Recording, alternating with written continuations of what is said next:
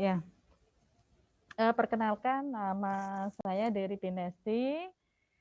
Saya bertugas di Pusat Peningkatan Mutu SDM Kesehatan, Badan PSDM. Mungkin di antara Ibu pernah mungkin ada yang berkunjung ke ruangan kami, apalagi Bapak Ibu yang mungkin sebagai penguji atau pernah bertemu dengan kami dalam pembekalan penguji ya.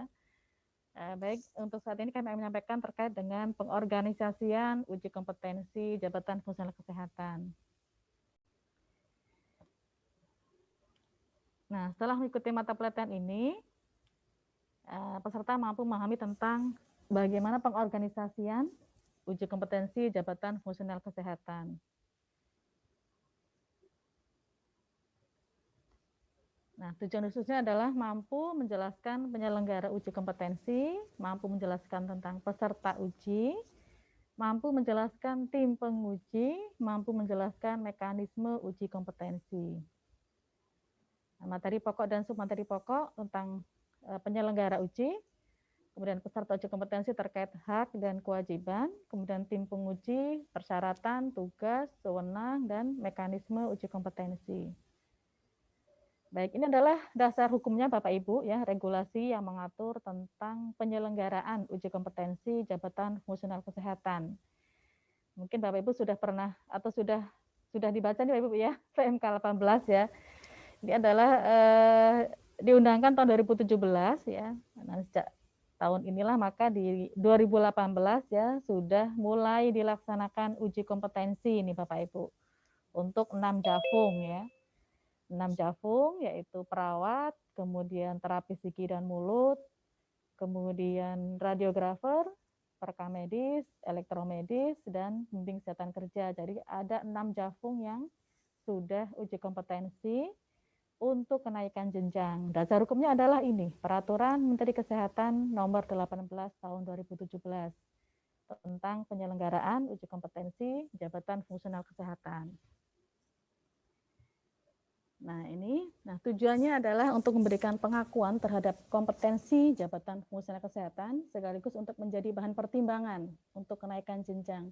Mengapa kenaikan jenjang? Karena di dalam 6 Permenpan Bapak Ibu yang sudah mensyaratkan uji kompetensi itu adalah untuk kenaikan jenjang. Jadi 6 jafung tadi yang kami sampaikan ada perawat, TGM, radiografer, perekam medis, elektromedis, dan pembimbing kesehatan kerja. Ini mereka harus UKOM untuk naik jenjang. Jadi ini di dalam regulasi di dalam PMK 18 2017 ini memang pertimbangan untuk kenaikan jenjang jabatan.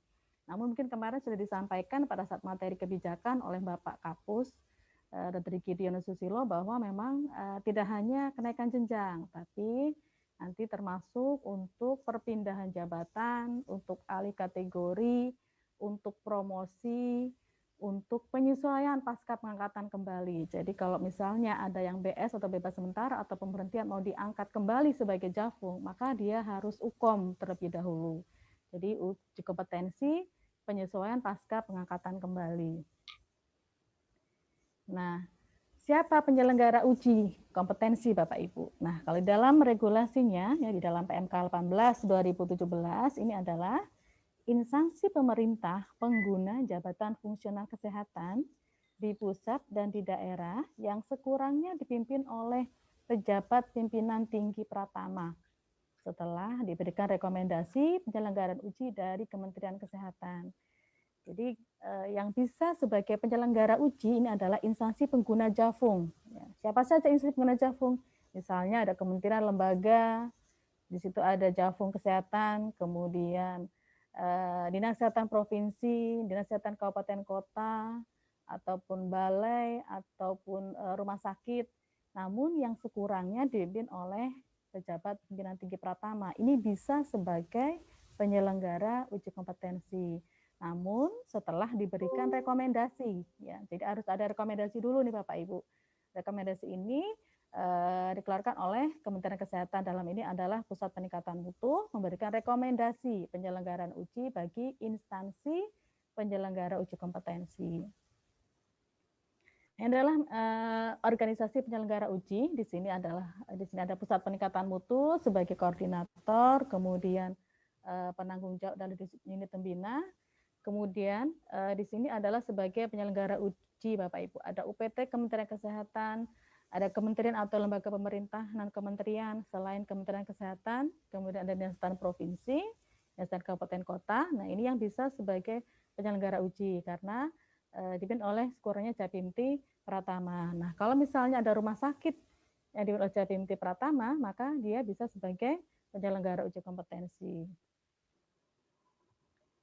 Nah, ini adalah alur proposal. Jadi Bapak Ibu tadi kami menyampaikan instansi penyelenggara uji ini bisa menyelenggarakan uji setelah mendapatkan rekomendasi. Nah, di dalam rekomendasi atau pengusulan untuk mendapatkan rekomendasi ada namanya proposal pelaksanaan uji kompetensi Bapak Ibu. Nah, di dalam proposal ini nanti dibuat oleh instansi penyelenggara uji, ya di sini nanti akan dicantumkan ada permohonan untuk mendapatkan rekomendasi, kemudian ada SK tim pelaksana, SK tim penguji, dan daftar peserta uji. Nah, daftar peserta uji inilah yang diperoleh dari atau didapat dari UPT-UPT. Misalnya Dinas Kesehatan Kabupaten Kota, ini mendapatkan data peserta dari Puskesmas, ya karena sebagian besar Jafung kesehatan ada di Puskesmas kalau setingkat Dinas Kesehatan Kabupaten Kota. Atau misalnya di rumah sakit, ya di rumah sakit ini sebagian besar juga tidak dimiliki Japimti Pratama, maka penyelenggara uji mengikuti Dinas Kesehatan Kabupaten Kota, jadi mendapatkan data peserta uji dari rumah sakit. Dan kemudian ataupun Dinas Kesehatan Provinsi, ya ini juga punya UPT, dan memberikan informasi siapa-siapa atau daftar calon peserta uji. Nah, disampaikan ke Dinas Kesehatan Provinsi.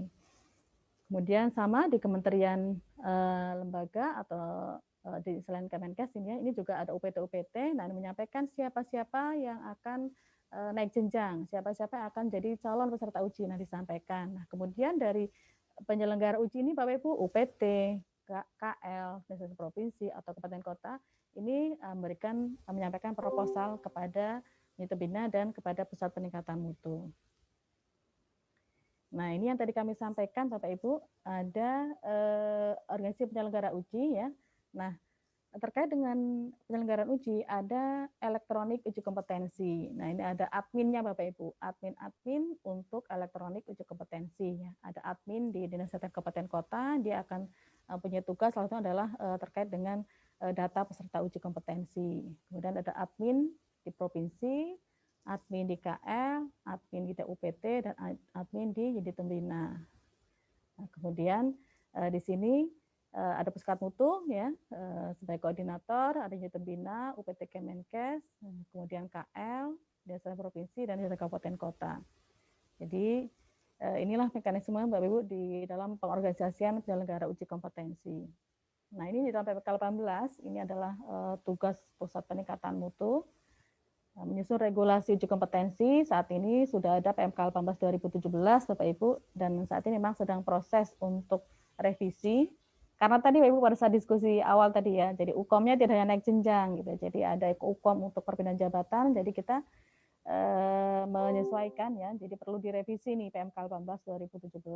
Nah, kemudian sosialisasi kebijakan uji kompetensi secara berkesinambungan, mengarahkan penyelenggara dalam menyusunan perencanaan pelaksanaan uji kompetensi, menyusun perencanaan penyelenggaraan uji kompetensi secara nasional, menjadi koordinator penyelenggaraan uji kompetensi secara nasional, verifikasi dan merekomendasikan penyelenggaraan uji kompetensi, melakukan akreditasi penyelenggaraan uji kompetensi jabatan khusus kesehatan, membuat dan mengembangkan sistem informasi terkait uji kompetensi, menerbitkan nomor sertifikat kepada peserta yang telah dinyatakan lulus berdasarkan rekomendasi penyelenggara uji dan Unitebina, melaksanakan MONEF penyelenggaraan uji.